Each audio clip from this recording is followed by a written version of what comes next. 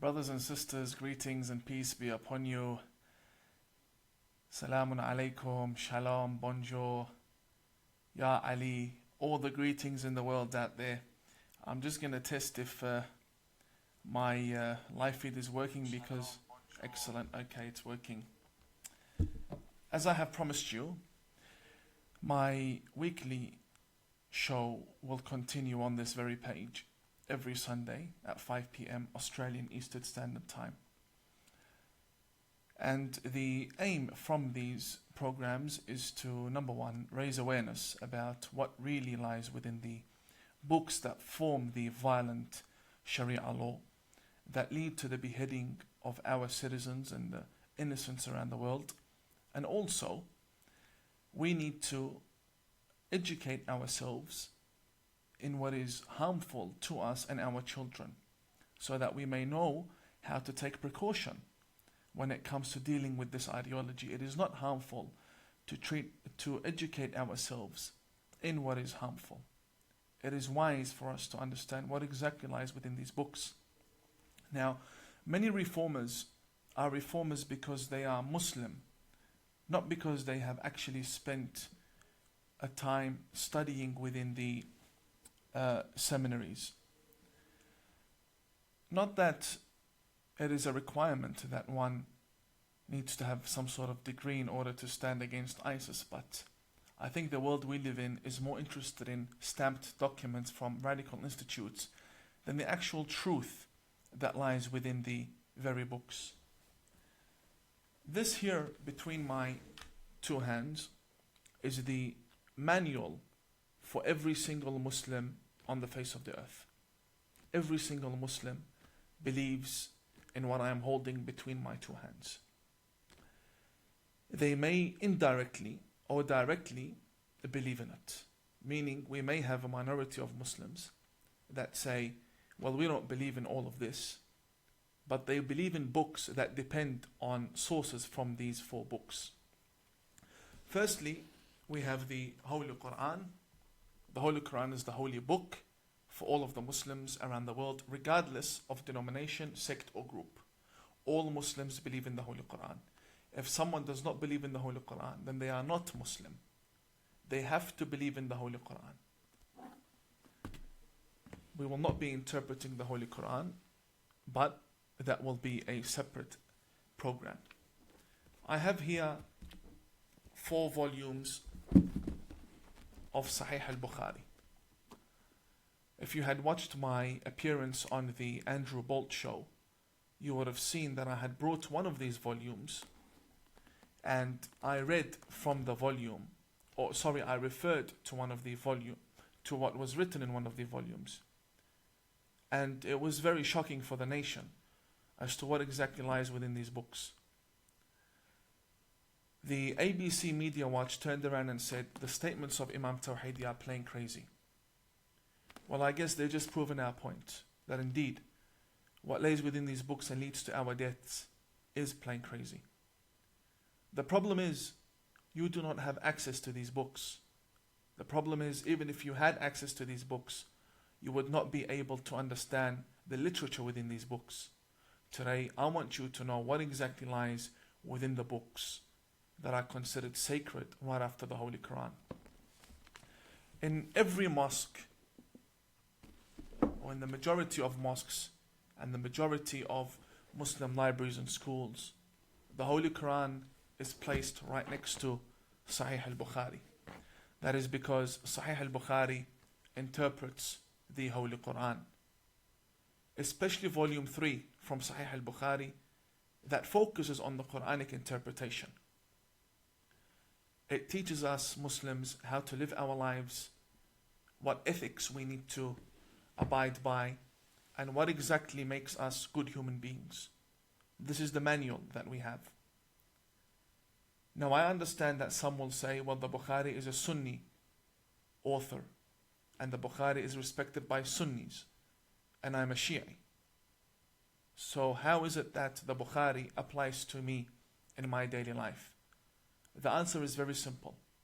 The Bukhari has influenced all of the tafsirs, the interpretations of the Holy Quran for all Islamic denominations, regardless whether they be Ahmadiyya, Sunni, Zaydi, or Shia. All Shia scholars take from interpretations of the Holy Quran that depended upon the Bukhari as a source in one way or another. This book has influenced every school of thought, and even grand ayatollahs within the Shia school of thought, such as Fadlullah, Khamenei, Khomeini, and also lecturers such as Ahmad al-Wa'ili. All of them refer to this book and they abide by it. Some may call them undercover Sunni, undercover Wahhabi. That is understandable. But that's not what I am saying. I am saying this book is a book that has led to the deaths of many people. This is a formula of war. This is what has made Islam a religion of war. This is what needs to be banned. Now obviously, with 4 volumes between my hands, I'm not going to be able to analyze each and every volume within this episode. But we are going to skim through these 4 volumes to find out what exactly is this book like, what was the line of thinking of this author, what on earth was he thinking when he compiled this, and why are the Muslims silent? But before I come into speaking about the Bukhari, it is worth asking a question. How come the Muslims who don't speak Arabic, other than the Imams, and how come the Muslims who don't speak Arabic completely, and how come non-Muslims, university teachers who have studied Islam and received degrees in Islam, how come they haven't come across this? Why is it that we are now learning about this Bukhari? The answer is very simple. When you go to a Muslim bookstore and you say, can you give me a copy of the Bukhari? You would expect to get this, but instead they will give you this. They'll give you one volume that is made up of Arabic and English. They have cherry-picked and selected for you and translated for you what they want you to read from Sahih al Bukhari. They do not want you to read everything within Sahih al Bukhari. As you can see, they have titled it Sahih al Bukhari, the early years of Islam. And they explain and translate. But this is not al Bukhari. This is a small compilation from what they want you to know about Bukhari. This is the real Bukhari. We who seek knowledge want to know what forms this radical ideology. We want to know what's in the book. Therefore, let's get into it. Muslims go around the world rioting, killing people, because they believe that their Prophet Mohammed has been insulted. I'd just like to double check if the voice is actually reaching you. Brothers, my dear friends, brothers and sisters, if you can hear me clearly before I get into the topic, can you please type 1 for me? Just some of you give me 1. I'm reading the comments.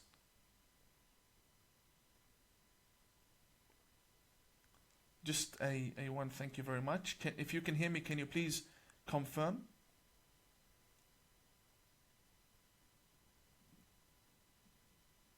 Okay, excellent. We've received confirmation. The Muslims say that Prophet Muhammad is the best role model. They say that Prophet Muhammad is the best human being and that we should all follow him. I, as a Muslim, believe that. Why?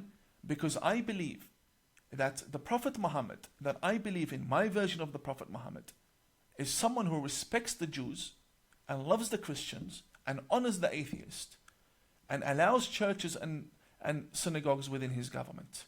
The problem with my version of Muhammad is that only a minority follow it. The majority follow a different Muhammad. And when I say majority, I do not mean 5 to 50%. I mean 95%. of the Muslims believe in the Muhammad, the Prophet Muhammad portrayed in the Bukhari. Nowhere else. Nowhere else. All books of history refer to the Bukhari. So let's find out, what really is Muhammad like according to the Bukhari, according to the faith of the Grand Mufti, according to the faith of television celebrities that are Muslim in this country, according to the faith of activists within America. All of these Muslims who go and say that Prophet Muhammad was an environmental activist, a human rights activist. Okay, I don't disagree, but is that the Muhammad you believe in? Or are you changing fates every time you're subjected to a question that you cannot answer? So you change faith in order to answer that question. The Prophet Muhammad that the majority of the people speak about and fight for and defend is not the Muhammad they believe in as an ideology. There's a big difference between the Prophet Muhammad in the actual sacred scriptures and the Prophet Muhammad that is portrayed as a prophet to the West by 95% of the Muslims. The Muhammad that is being portrayed in the West is a Muhammad I reject. I do not believe in that prophet. I believe in a version that the minority believe in. And this is what reformers want. Reformers say, get rid of these role models that you have formed and you believe in. Get rid of them and start rethinking what a prophet should be like, because that will influence your ethics and your culture as Muslims. But they do not want that. They want to stick to the Muhammad that they have been brought up listening to. But the sad news is, it's all a fake. The Muhammad Linda Sarsour mentions is not the Muhammad she believes in. Today, I'd like to show you what exactly is written within these books regarding Prophet Muhammad, regarding their noble prophet. What exactly do these books say? I'll start with volume 1. And I know the techniques of the radicals. These books are a big surprise to them. That now Tawhidi, Imam Tawhidi is now on live showing the West what these books contain. And the Imams, as I speak, do not underestimate this. As I speak, the Imams are contacting each other right now, without a doubt. And they will hold an emergency meeting as to what to do with Imam Tawhidi. Because I know how my community will react. So before they start saying this is a fake cover and the inside is not the real Bukhari, I'll have to show you up close that this is the Bukhari. This is Sahih al Bukhari. And this here is volume 1.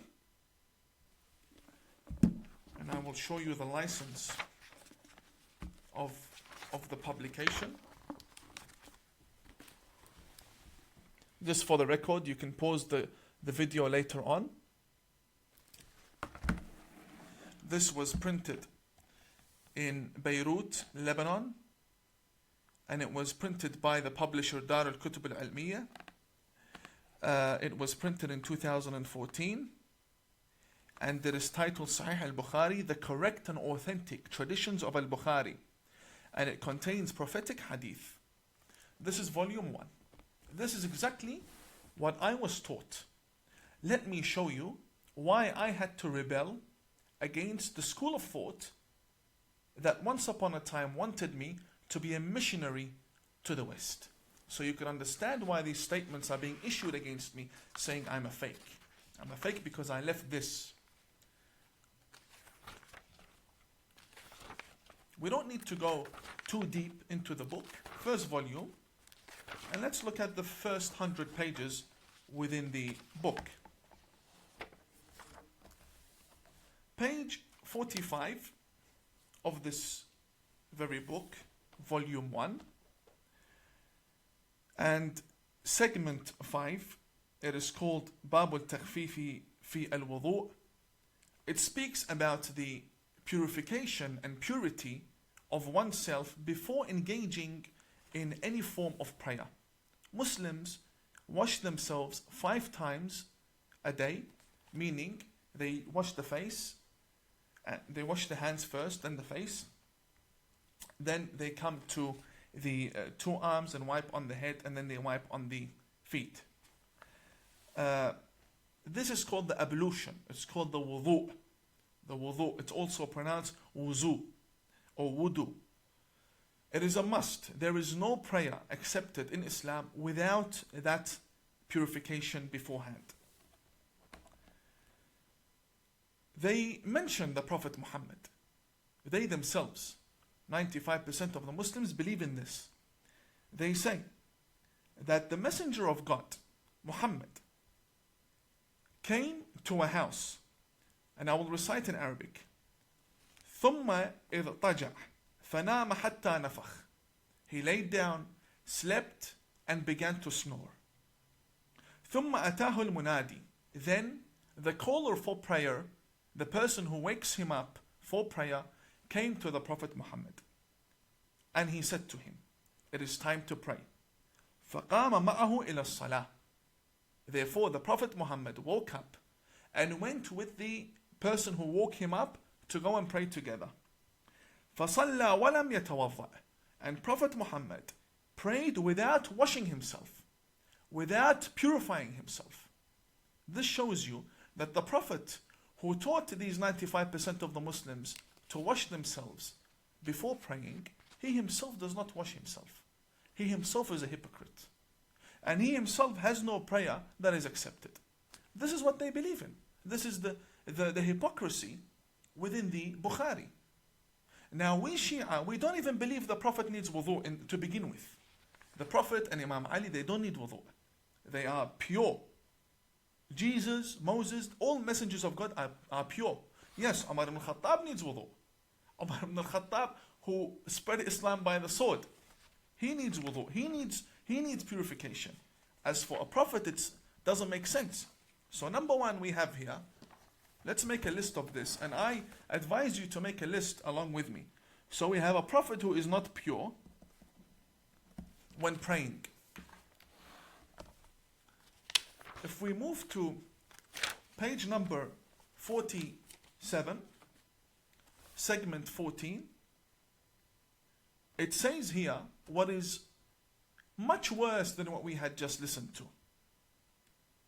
It states that a man by the name of Abdullah bin Umar, he says, فَرَأَيْتُ رَسُولَ اللَّهِ يَقْضِي حَاجَتَهِ مُسْتَدْبِرَ الْقِبْلَةِ مُسْتَقْبِلَ الشَّامِ, which means I saw the messenger of God, I saw the apostle of God in public performing his number one and number two in the middle of the street while facing Sham.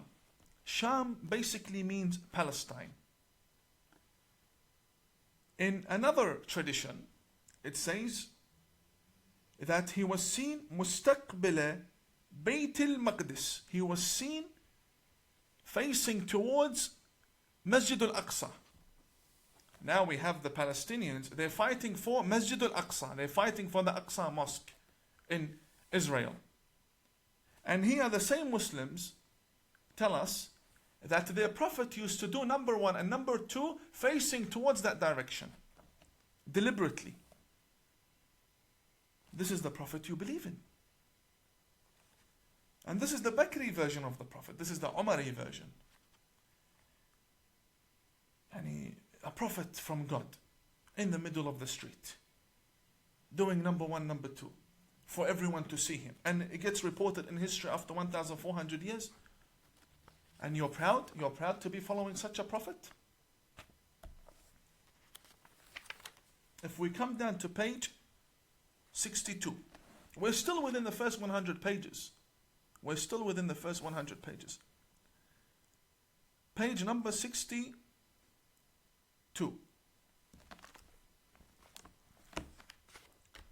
It states, أتى النبي, the Prophet came, فبال قائما, ثم دعا بماء, فجئته بماء فتوضأ.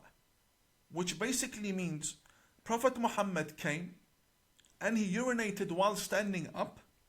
He wanted water, we got him water, then he performed ablution. He performed the wudu in order to pray.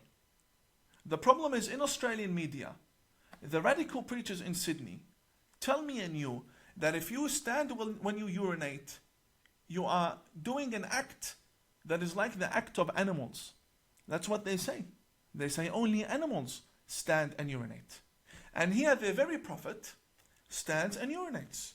I will show you. I'm not here making things up here. All highlighted in yellow for you. I'll bring it up to the camera. That the Prophet, peace be upon him and his family, urinated when standing. Which means he's a hypocrite. And he has no ethics. According to the Bukhari. And I would love for the Grand Mufti, and I would love for Brother Walid Ali, Dr. Walid Ali, Sister Linda Sarsour, to come and defend their Prophet. This is your book. Either you denounce the book or you denounce the Prophet. Which one is it? So now we have a Prophet who urinates when standing like an animal. Like an animal. And we have number 1 and number 2 in public. This is the book that forms Sharia law. Let's read what's in this book. Come to page 72 of volume 1 of Sahih al Bukhari.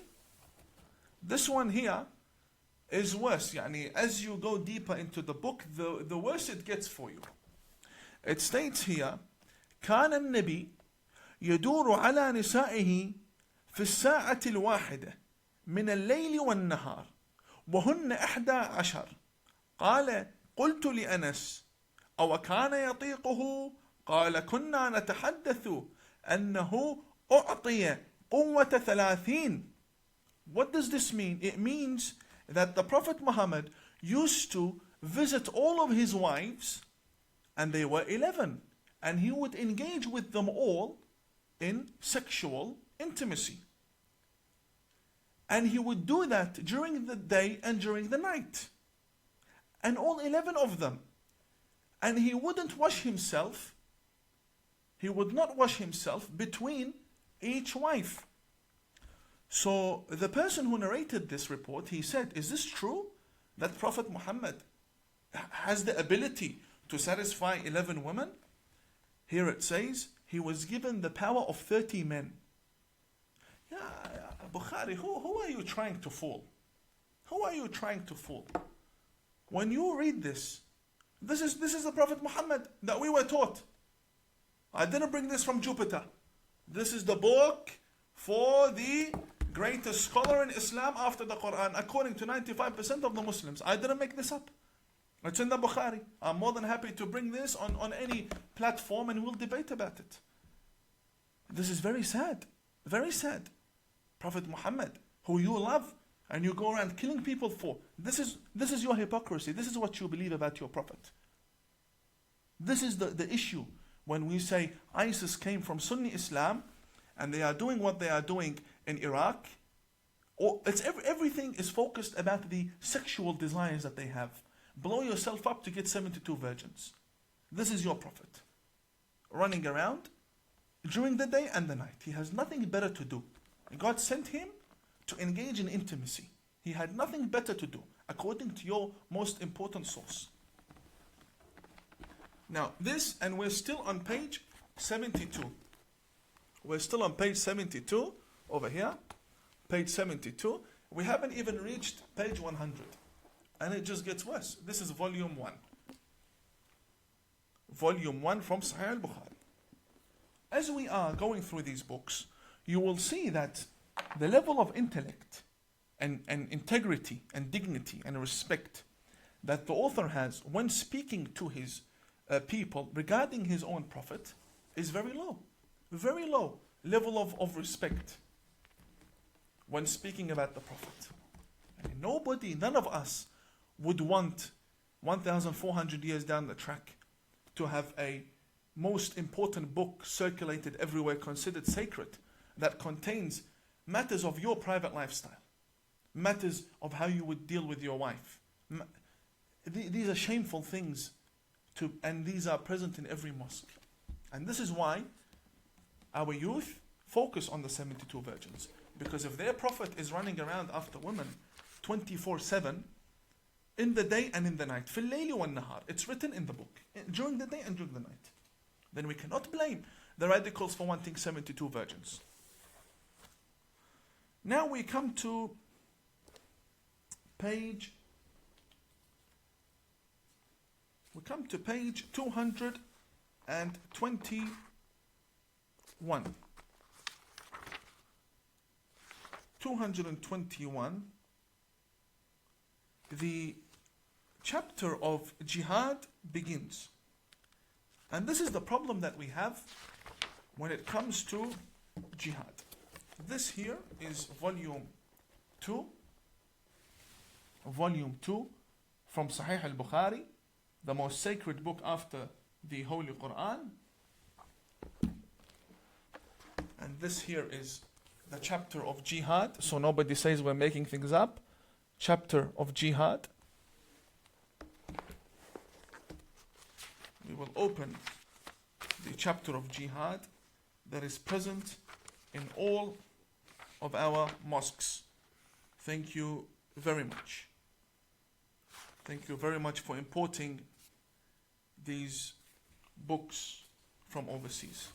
Segment number 7 in chapter 6 of volume 2, page number 223, as I have highlighted for you. I don't know how clear that is. I can provide you with scans if you like. The name of the chapter says it all. The name is called Bab Tamanni al-Shahada. The chapter of loving martyrdom. I want the Grand Mufti to answer me, what does this mean exactly? Because I know they will say it took it out of context. No problem. I'm an Imam and I've taken it out of context. You explain, please. قال رسول الله صلى الله عليه وآله والذي نفسي بيده لوددت أني أقتل في سبيل الله ثم أحيا ثم أقتل ثم أحيا ثم أقتل ثم أحيا ثم أقتل. What does that mean? It means that Prophet Muhammad says, I vow by God that I wish that I could be killed for the sake of Allah, then brought back to life, then killed, then brought back to life, then killed, then brought back to life, then killed once again, and then you go become a martyr and you go and you get your 72 virgins. And this is not something that we are just reading. This is not a magazine. This is Sahih al Bukhari. The authentic. Sahih means authentic. After intense filtration for 1,200 years, this is what we have now come with to form the religion of Islam. So when you see its non-stop attacks towards the West, you know why. Because they themselves wish to die, come back to life, to die again, come back to life, and die and come and non-stop. This love for death that they have, I don't know where it comes from. Do you know where it comes from? It comes from this book. When you wonder, what is the root for terrorism? This book. This here. When the Muslim is taught that your Prophet wishes to die and come back to life once again, just in order to die again, you can't blame the 15-year-old and the 17-year-old and the 22-year-old to want to go and blow themselves up. You cannot blame them. This is in the book. And this book is in Australia. This book is... When I show you, the ABC says I'm playing crazy. When I'm silent, the right says we're crazy. So please, left and right, let me do my job. I'm here to raise awareness. Now, we finished from an example. These are all examples I'm giving you. I cannot go through the whole book. Examples I'm giving you with regards to jihad. Now, the book, the very volume explains to us why the Prophet would say such a thing. According to Al Bukhari. Why would the Prophet say such a thing? Very easy. You read in page 348. I'll lift it up again for you. 348. This says, segment number 11, chapter 59. It says, Bab Sifat Iblis wa Junudih. The characteristics of Satan, of Shaitan, of Satan and his soldiers. Then we have a testimony from Aisha. Aisha is the wife of Prophet Muhammad, who was also a terrorist after the life of Prophet Muhammad. She was leading an army that killed many people, tens of thousands of people in Basra, also known by the Battle of the Camel. Aisha, this is the 7-year-old wife, apparently. According to us, according to our evidences, the more reasonable evidences, she was over 18, she was over 20. And we also have evidence that she was married and she had a child before she married Prophet Muhammad. But we won't get into that. All the Muslims haven't agreed upon her age. But what they have agreed upon is that she was either 6 to 13 by the 95% of the Muslims. The majority believe she was underage. Yes, I will not deny.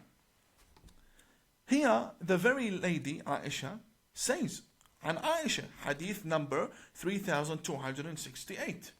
She says, سحر النبي حتى كان يخيل إليه أنه يفعل الشيء وما يفعله. It means that the Prophet Muhammad was possessed. He was possessed. He was a crazy, delusional man. To the extent, حتى, she says, حتى كان يخيل إليه, to the point that he would start imagining things.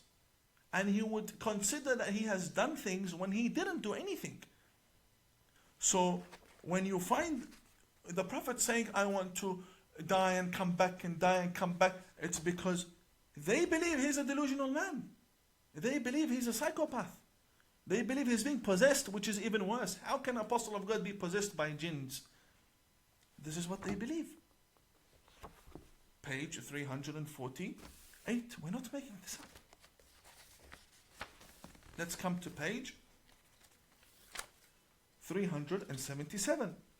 I want the Grand Mufti to explain, please. Explain in Arabic. I understand Arabic. Explain. We'll have our friends translate for you. No problem. Page 377. It states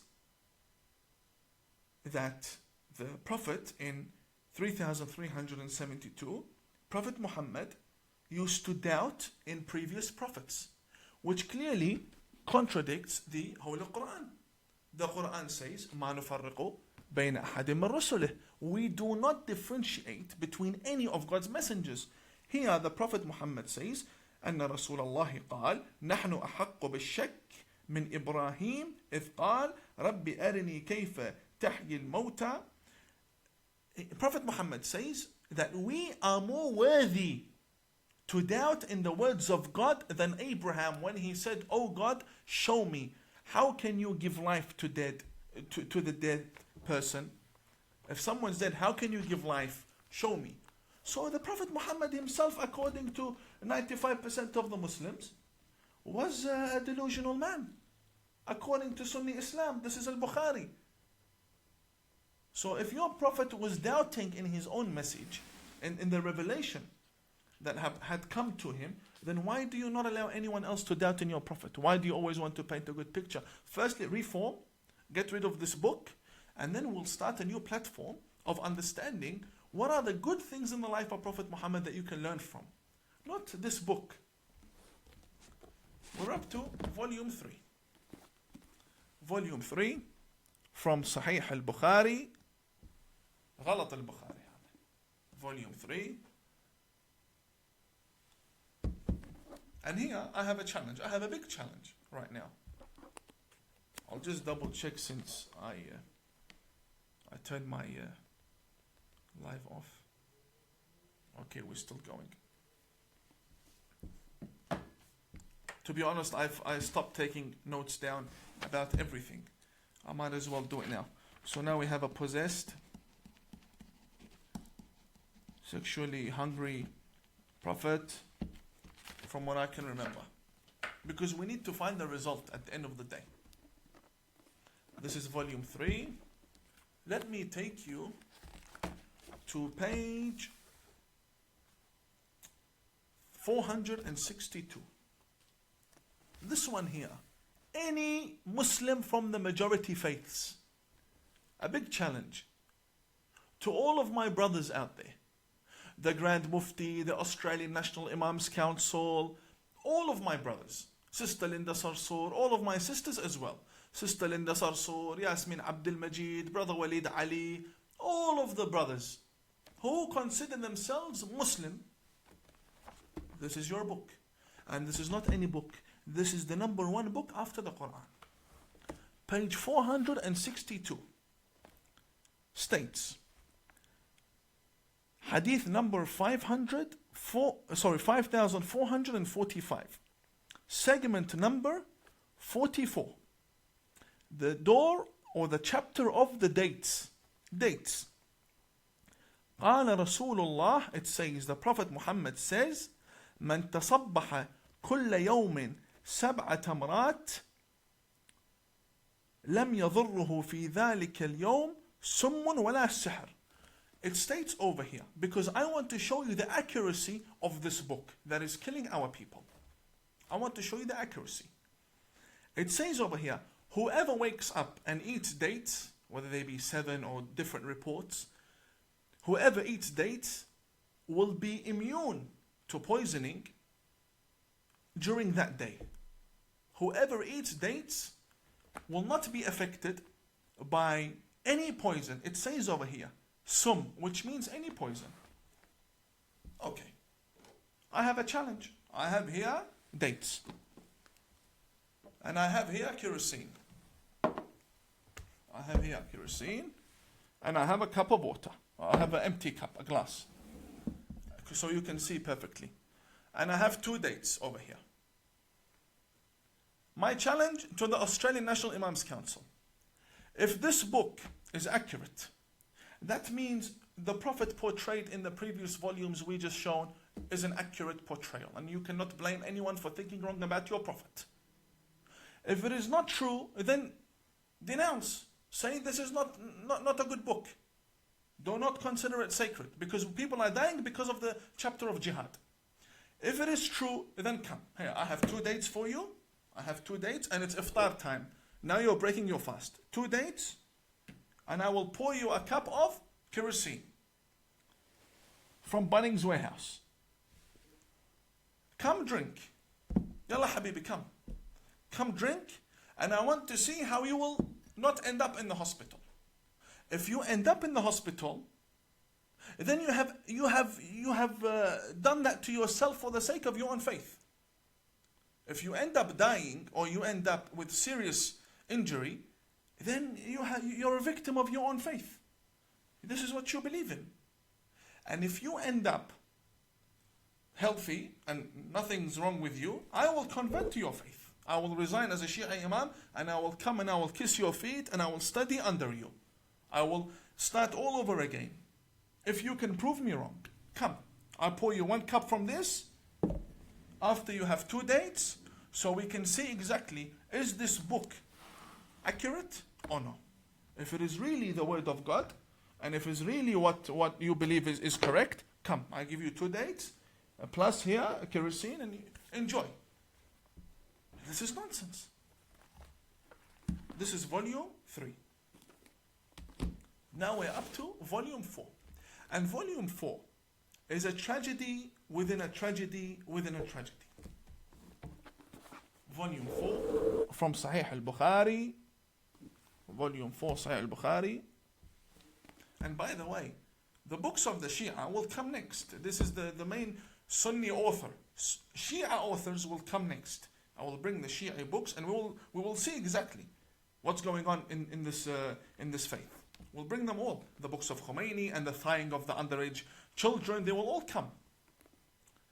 So now we have volume 4, because this is very interesting. Because this is very interesting, I'm going to show you the license again of this very volume so nobody says it's a lie. Okay. Now let's go very far away from the whole world of jihad, and I'm pretty sure Islam has something to offer. I'm pretty sure 95% of the Muslims believe in a faith that should have something to offer, yani at least some medicine. Let's take a look at the medicine here. Also page 16. Page 16, it says the chapter of medicine with the urine of the camel. تفضل. Chapter of medicine with the urine of the camel. Medicine, medication, cure with the urine of the camel. Let's read.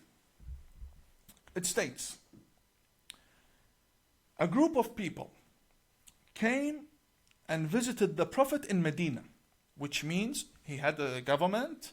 I don't believe the Prophet had a government, but I believe he had a strong establishment. We'll speak about the government of the Prophet in a different time. As for now, they came to Medina, where the Prophet had his religion established. And they became sick. What do they do when you become sick and you have the Prophet? He's the best doctor.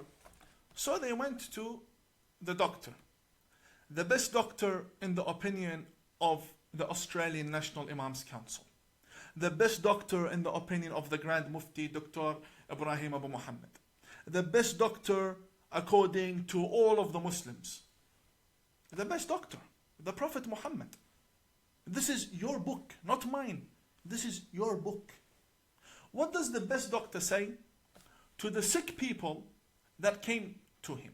And what did he do when they took his prescription and ran with it? What did he do to them? فأمرهم النبي, they were sick. فأمرهم النبي, he ordered them أن يلحقوا براعيه, that they go after the owner of the camel. يعني الإبل, it states here, يعني الإبل, which means the camel. فيشربوا من ألبانها وأبوالها, to drink from its milk and urine. فلحقوا براعيه فشربوا من ألبانها وأبوالها. Not only did they listen and ignore, no, they actually chased the man who had the camel, and they stopped the camel, and they drank from the camel's urine, and they drank from the camel's milk. حتى صلحت أبدانهم. حتى صلحت أبدانهم. Until their bodies became strong again, and now they have the ability to go back to where they once came on foot, and they're strong, and everything is well. They're no longer sick because of the cure in the camel's urine. So what did they do now that they are strong? فَقَتَلُوا الرَّاعِي وَسَاقُوا الْإِبِلِ. After they drank from the camel's urine, they killed the owner of the camel and they stole the camel.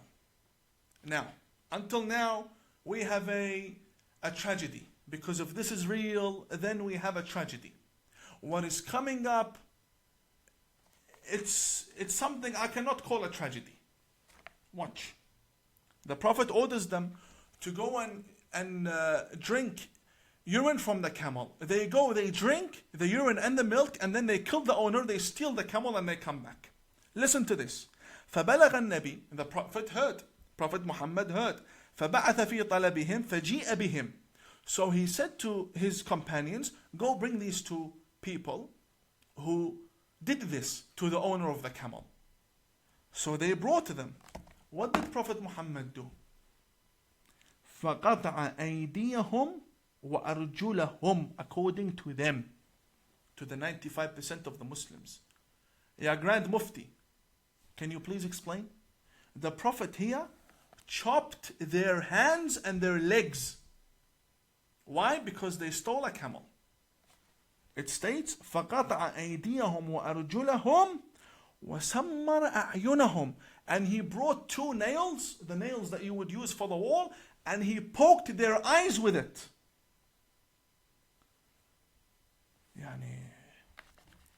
This is a terrorist. What kind of a doctor is this to begin with? You have someone who's sick, comes to you, you refer them to go drink camel urine, and then when they steal the camel and they kill the owner, you chop their hands and their legs, and then you poke their eyes with nails. This is your prophet. This is your prophet. I did not make these books. This is your religion. Here, can you please explain? We just went through 4 volumes, and next week will be the Shi'i books. These are your volumes. Can you please explain to me? Because what I did now, I translated what is in the book. That's all I did. I did not add anything from myself. I translated what's in the book. Can you please explain if I, as an imam, have taken it out of context? You please explain to me. How can 4 volumes be taken out of context? How can go drink the urine of the camel be taken out of context? How? But you don't find any of this in this English version that they give you as a gift on the streets of London and in Sydney, because they do not want you to know what's in the book. Therefore, this is the very book that teaches us jihad. And this is the very book that teaches the Muslims how to love their Prophet. We saw their Prophet, and we saw the jihad, and we saw exactly what Bukhari teaches. Dear Grand Mufti, dear Mufti of Egypt, dear Mufti of Lebanon, Mufti of Syria, any Mufti, come defend your Prophet.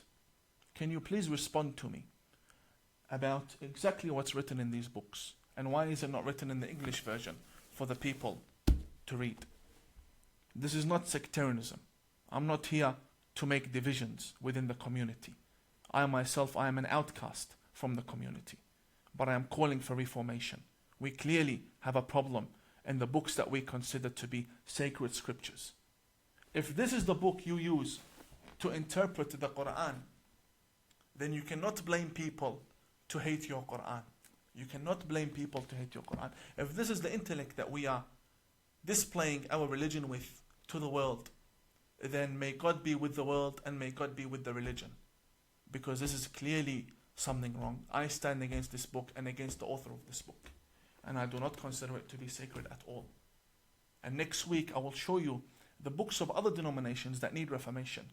My purpose here is to show you exactly what needs to be left within Islam.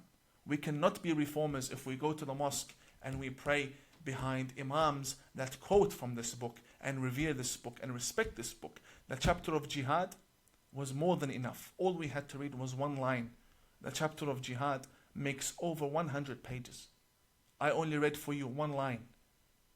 To me, these are all attributions to my Prophet. I do not believe in them at all. I am a kafir in this book. I do not believe in it at all. I believe in the Prophet that loved Moses and loves Jesus. And we have a study, but the problem is only a minority believe in that study. And now we have reached the end of the first show. I honestly pray that you had somewhat benefited from tonight's episode where we raise awareness regarding these books. May God bless you all. Thank you very much for your time, and I will see you in my next live stream. God bless you all and have a good night.